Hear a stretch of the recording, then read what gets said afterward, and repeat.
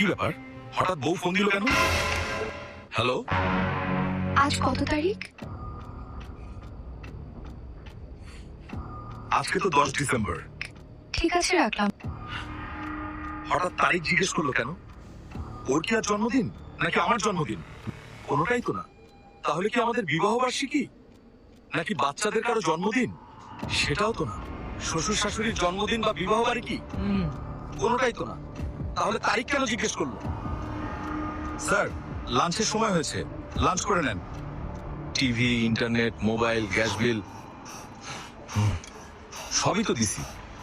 তাহলে বউ তারিখ কেন জিজ্ঞেস করলো? ধুর, খাবোই না।